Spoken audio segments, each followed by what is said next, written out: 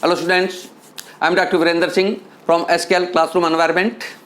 Dear students, today we are going to discuss a topic from 10th class book Footprint Without Feet, and the chapter is A Question of Trust, written by Victor Canning.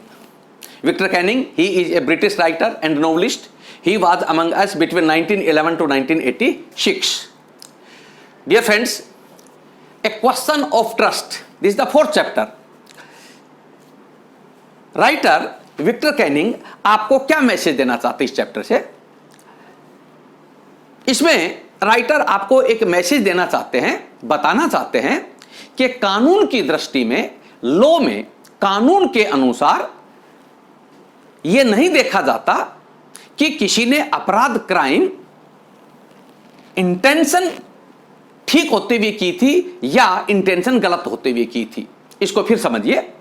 Writer बताना चाहते हैं कि कानून action को देखता है, व्यक्ति ने अपराध क्या किया था इसको देखता है, उस अपराध को करते हुए उस व्यक्ति की भावना कैसी थी इसके बारे में ज्यादा परवाह नहीं की जाती, इसके बारे में ज्यादा नहीं सोचा जाता।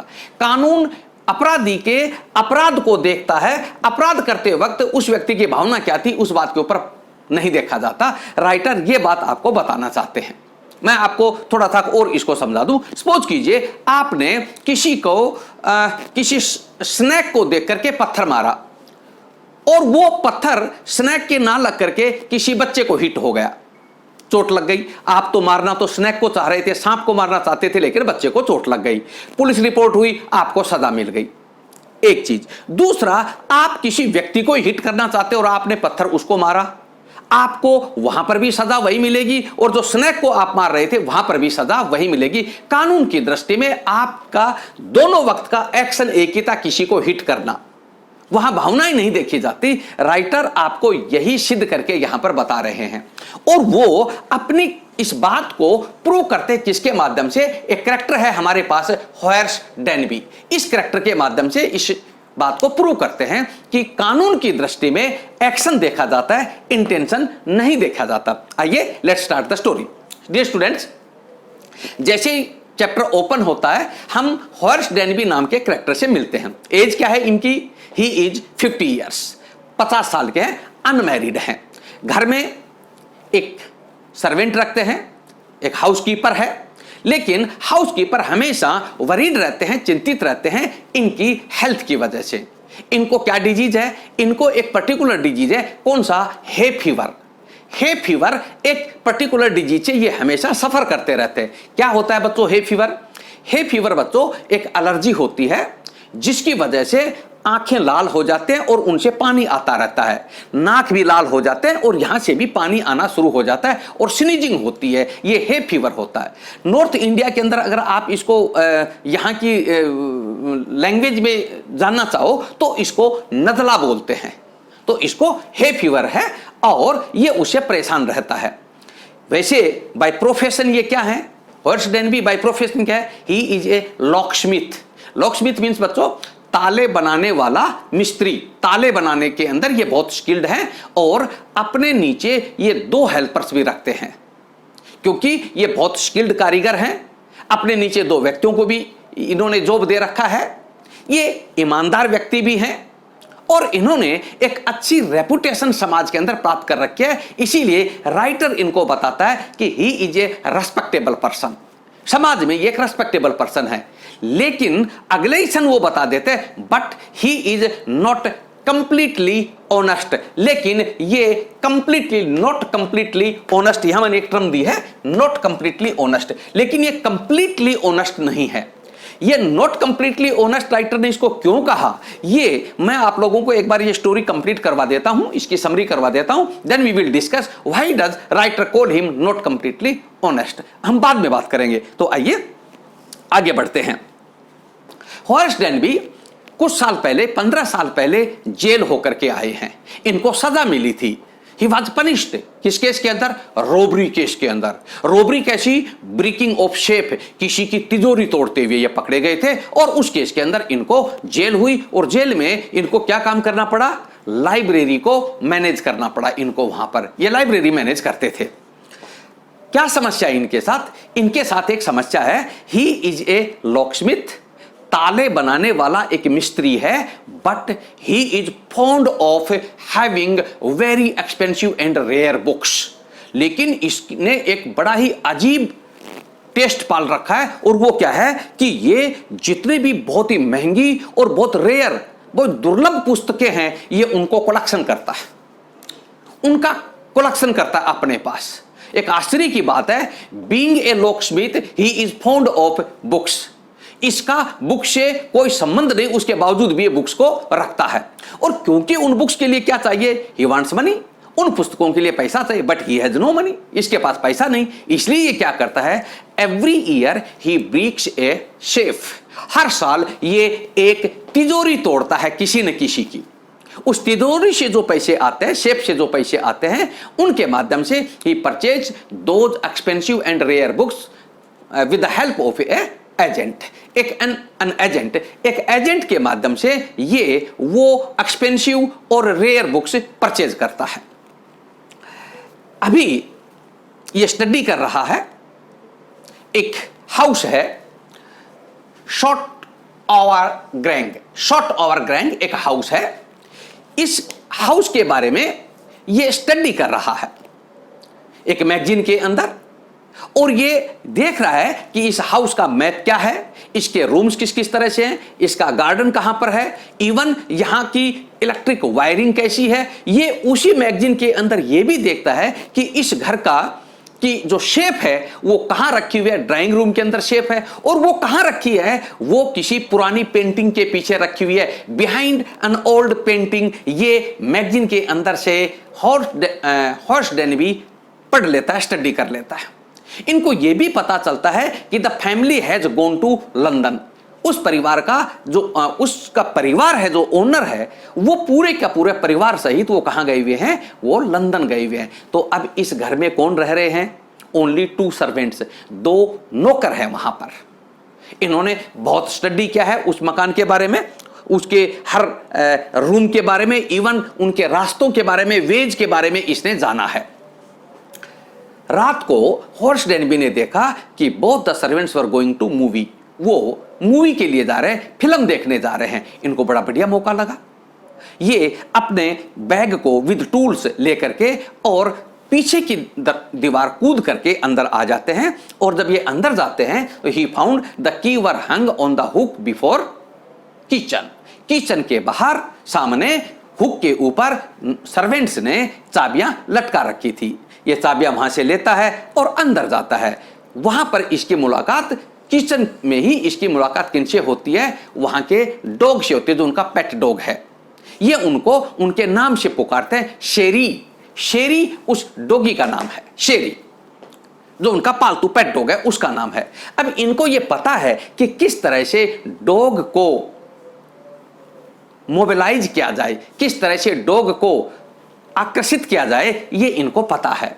तो ये उसको उसके ओरिजिनल नाम से पुकारते हैं और उसे प्यार करने लग जाते हैं। ये इसको पता है, हॉर्स डेनबी को इस बात का पता है। खैर आगे बढ़ते हैं।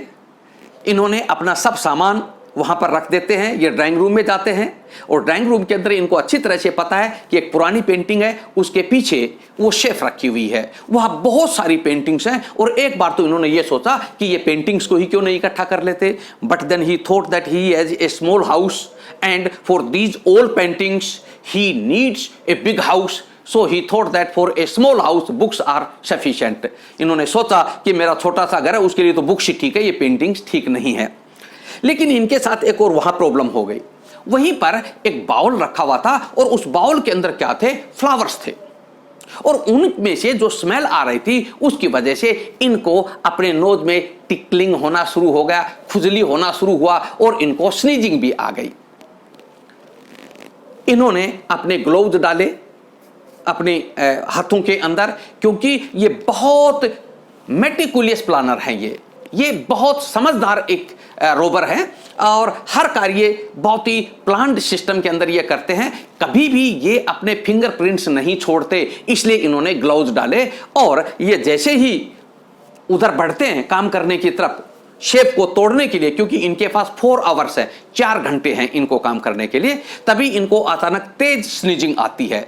और जब ये स्नीज करने वाले होते हैं तभी पीछे से एक बहुत स्वीट वॉइस आती है और वो कहती हैं, एक आवाज आती है, लेडी फीमेल साउंड आते हैं, इज इट कोल्ड और hay fever, is it cold और हे फीवर। और बगैर सोचे समझे हॉर्स डेनबी बोल देते हैं हे फीवर और वो चीखते हैं जोर से। तो वो आवाज फिर दोबारा आती है, वो कहती है कि you should consult a special doctor, you should have a special treatment of it and you should come to know about the plant. तुम्हें उस प्लांट के बारे में, उस फ्लावर्स के बारे में पता होना चाहिए कि ये हे फीवर किसकी वजह से होता है। तो अब हॉर्स डेनबी ने देखा कि दरवाजे के ऊपर एक young and very pretty lady खड़ी हुई थी। She had read uniform and she was smiling, और वो मुस्कुरा रही है। वो बताती है, वो बता रही है, वो कहती है अपने आप को, वो बताती है कि she is the owner, the mistress of this house. Today night she is returning from London. Lady ने उनसे आकर के उनसे पूछती है, कहती है कि शायद आपको मुझे देख करके तकलीफ हो रही होगी, अब आप क्या करना चाहते हो। तो हॉर्स डेनबी ने कहा कि my first work will be to run away from you, मेरा पहला कार्य होगा कि मैं आपसे यहां से दूर चला जाऊं, भाग जाऊं।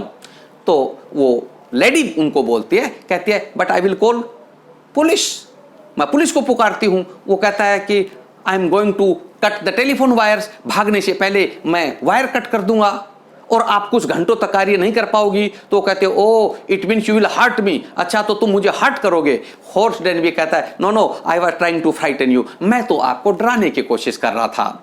चलिए, वो जो वीमेन है वो कहती है कि आपको क्यों छोड़ दिया जाए। हॉर्स डेनबी कहता है कि मैं आपसे प्रोमिस करता हूं कि लेट मी गो, मुझे जाने दो और मैं दोबारा कोई इस तरह का कार्य नहीं करूंगा। लेकिन वो जो लेडी है, जो प्रेटी लेडी है, वो आग के पास आती है, फायर के पास आती है, अपने गहनों को ठीक करती है। और यहां एक और भी चीज देख रहे हैं, जो शेरी है डॉग, वो भी उससे प्यार करने लग जाता है।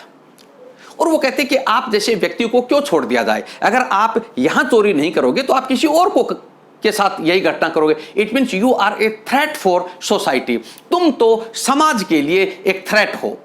वो कहता नहीं, मैं समाज के लिए थ्रेट नहीं हूं, मैं बुक्स के लिए ये पैसा अरेंज करता हूं और मैं केवल उन लोगों से अरेंज करता हूं who has much and more, जिनके पास बहुत पैसा होता है। आप प्लीज लेट मी गो, मुझे जाने दीजिए। जब ये सब बातें होती हैं, जो प्रेटी वीमेन है वो सिगरेट निकालती है और सिगरेट जैसे जलाने की कोशिश करती है, हॉर्स डेनबी ने अपने ग्लोव्स उतारे और वो उनको लाइटर से उनकी सिगरेट जला देती है। तो लेडी कहती है I like man like you, मैं आप जैसे लोगों को पसंद करती हूं, but the problem with me is that I am returning from London tonight, आज ही रात मैं लंदन से आ रही हूं और मुझे ये जितने भी गहने थे ये सब के सब मुझे पार्टी के अंदर पहनने थे मुझे ये। But the problem is that, horse Denby उसके सेंटेंस को कंप्लीट करते हैं और कहते हैं you have forgotten the numbers of your safe. Oh, तो इसका मतलब ये हुआ कि आप अपनी शेफ के नंबर भूल गए हो। वो कहते हैं yes I have forgotten the numbers, आपका कार्य है कि आप मुझे शेफ खोल करके और मुझे ज्वेलरी निकाल करके दो। तो हॉर्स डेनबी कहता no problem, you wait only for an hour, 1 घंटे आप इंतजार करिए, मैं आपको सारी ज्वेलरी दे देता हूं निकाल करके, but for it I have to break the safe, लेकिन इसके लिए मुझे सेफ को तोड़ना पड़ेगा। वो लेडी कहती है नो प्रॉब्लम, मेरा हस्बैंड एक महीने के बाद आ रहे हैं, तब तक मैं इसको मेंड करवा दूंगी। और इस तरह से हॉर्स डेनबी ने उस शेफ को तोड़ दिया और सब ज्वेलरी निकाल करके उस लेडी को दे दिया और वो सुरक्षित वहां से चले गए। 2 दिन तक हॉर्स डेनबी अपने घर पर आराम से हैं और वो सोच रहे हैं कि अब मैं ये कार्य नहीं करूंगा। तीसरे दिन उनके दिमाग में आता है कि अगर मैं ये कार्य नहीं करूंगा तो ये तो दिक्कत आ जाएगी, पैसे कहां से आएंगे, and how will I arrange the rare and expensive books, किस तरह से मैं वो बुक्स अरेंज करूंगा। तो ये सोचते हैं कि मैं देखता हूं, और योजनाएं बनाने की सोचते हैं। लेकिन तभी पुलिस आती है और इनको शॉर्ट ओवर गैंग में रॉबरी करने के केस के अंदर इनको अरेस्ट कर लिया जाता है। जब इनको पुलिस के सामने लेकर के जाया जाता है तो ये हॉर्स डेनबी वहां पर बहुत जोर लगा लगा के ये बताते हैं कि मैंने ये सब कार्य इस घर के मालकिन के कहने के ऊपर किया था। सब मैंने ज्वेलरी इनकी मालकिन को दिए हैं, लेकिन वहीं पर एक more than 60 years old lady बैठी हुई थे, ग्रे हेयर थे उनके। उन्होंने कहा कि it is rubbish and nonsense, ये whatever he is saying it's rubbish and nonsense, ये व्यक्ति जो कुछ कह रहा है ये बिल्कुल झूठ बोल रहा है। इसका मतलब क्या हुआ, रियल ओनर वो ग्रे हेयर वाली 60 ईयर्स ओल्ड लेडी थी, वो औरत वास्तविक ओनर थी उस मकान की। तो फिर वो रेड क्लॉथ वाली वो वीमेन कौन थी? स्टूडेंट्स, यहां ऐसा लगता है ये क्लियर हो गया अब कि वो भी एक चोर थी, वो भी एक रोबर थी, और वो रोबरी करने ही आई थी यहां पर। लेकिन जब उसने ये पाया कि यहां पर तो पहले ही हॉर्स डेन भी है, तो she immediately made the plan, तत्काल उसने योजना बनाई और वो रोल ऐसा करने लगी as if she is the real mistress of this house, जैसे कि वो इस घर की मालकिन हो, और उसने योजनाबद्ध तरीके से हॉर्स डेनबी को ठगा, इसको भी रोब कर लिया। अब हॉर्स डेनबी कहां है? जेल में है, उनको जेल हो गई, और जेल में वो क्या काम कर रहे हैं? असिस्टेंट लाइब्रेरियन है। लेकिन जब भी उनसे कोई बात करता है कि ओनर ऑफ थीव्स के बारे में कोई बात करता है, तो वो नाराज हो जाते हैं। वो कहते हैं कि कम से कम चोरों के अंदर तो एक ओनर होना चाहिए, एक ट्रस्ट होना चाहिए एक दूसरे के बीच के अंदर। यहां तो दिक्कत यह है कि चोर भी एक दूसरे के ऊपर ट्रस्ट नहीं करते, वो भी एक दूसरे को धोखा देते हैं। और स्टूडेंट्स, यहां आकर के आपका चैप्टर फिनिश हो जाता है। तो हॉर्स डेनबी, बेचारा हॉर्स डेनबी, ये हमें यहां पर दया आती है। तो स्टूडेंट्स, आपने देखा होगा कि देखिए, हॉर्स डेनबी को अगर हम ये कहें कि वो एक चोर था, वो किसी की तिजोरी को चुराता था, तो वो जो रेड क्लॉथ लेडी है, यंग लेडी है, वो तो फिर हम उसको क्या कहेंगे? महाचोर होगा। हमारी कोई जेब काटता है तो हम उसको चोर कहेंगे, लेकिन कोई उस जेब कतरे की भी कोई जेब काटता है तो वो महाचोर होगा। तो यहां पर वो जो रेड क्लॉथ वीमेन है वो एक महाचोर है, ऐसा यहां पर दिखाया गया है। अगर हम गौर करके देखें इसके अंदर, तो 2-3 वर्ड्स आए हैं बच्चों, मैं आप लोगों के डिस्कस कर लेता हूं। अब नॉट कंप्लीटली ऑनेस्ट, आइए, बिगिनिंग में ये वर्ड आया था कि मैंने आपको बताया था कि जब मैं स्टोरी आपको कंप्लीट करवा देता हूं तब आपको इसके बारे में बताऊंगा। नॉट कंप्लीटली ऑनेस्ट, ये क्या है? हमें पता लगा कि he was a respected person, he was a good locksmith, but he was not completely honest. Why? Because he was a robber also. He used to break a safe every year, so we cannot say him that he was completely honest. Though he was honest, but not completely honest. वो ठीक था, वो अच्छा था इंसान तो, लेकिन 100% वो ऑनेस्ट नहीं था, क्योंकि वो चोरी भी करता था। रियल कल्प्रिट कौन है बच्चों आपकी नजर के अंदर? आप इस स्टोरी के अंदर to whom you call real culprit? यहां पर 2 ही कल्प्रिट है, एक हॉर्स डेनबी है, हॉर्स डेनबी, और दूसरा वो यंग लेडी। तो आप रियल कल्प्रिट किसको कहोगे बच्चों? अगर आप मुझसे पूछोगे तो मैं तो आपको यही बताऊंगा, who is the real culprit? The red cloth women was the real culprit, क्योंकि हॉर्स डेनबी को सजा हो गई किस काम के लिए? हाँ, एक और चीज आपको यहां पर, क्योंकि हॉर्स डेनबी को इसलिए भी सजा हुई क्योंकि उस पूरे घर के अंदर हर जगह हॉर्स डेनबी के फिंगरप्रिंट्स मिले।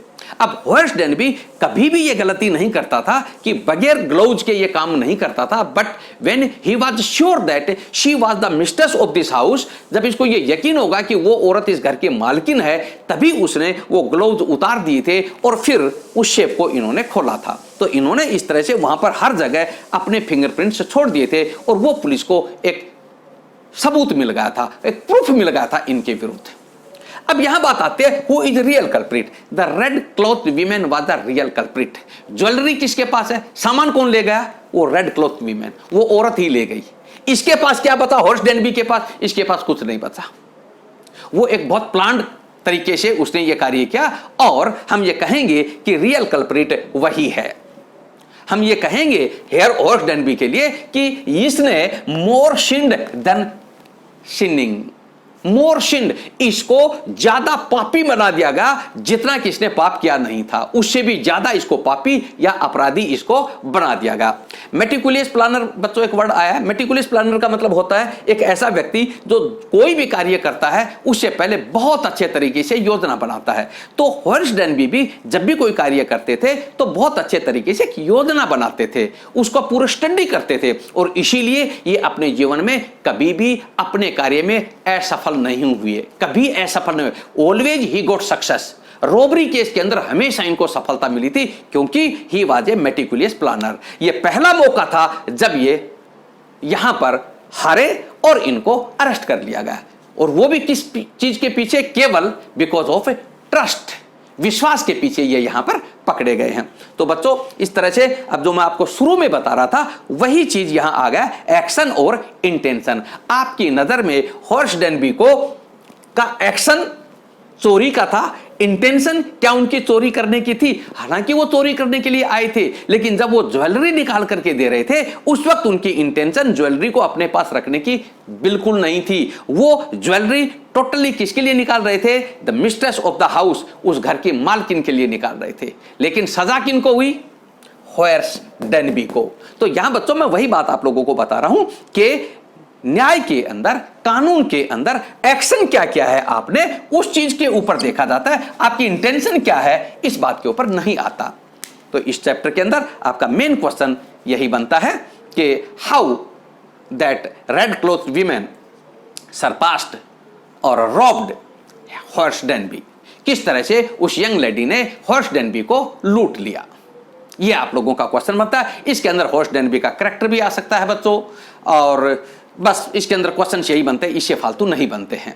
तो बच्चों मैं उम्मीद करता हूं कि ये आपको समझ में आया होगा। मजाक भी है इसके अंदर, ऊपर भी है, और एक आयरनी भी है इसके अंदर। आयरनी आप लोगों ने सुना होगा, आयरनी। आयरनी का मतलब होता है जैसा सोचा जाता है उसे उल्टा घटित होना। सोचा यह गया था कि वो इस घर की मालकिन है, लेकिन वो मालकिन नहीं, वो तो एक चोर निकली। ये यहां पर इस चैप्टर के अंदर एक सुंदर आयरनी भी है। तो आज के लिए बच्चों इतना ही। आप इस चैप्टर को लाइक करें, शेयर करें, और अगर अब तक आपने सब्सक्राइब नहीं किया चैनल को तो आप सब्सक्राइब भी जरूर करें। हम अगला चैप्टर लेंगे, footprints without feet. That's okay, have a good day.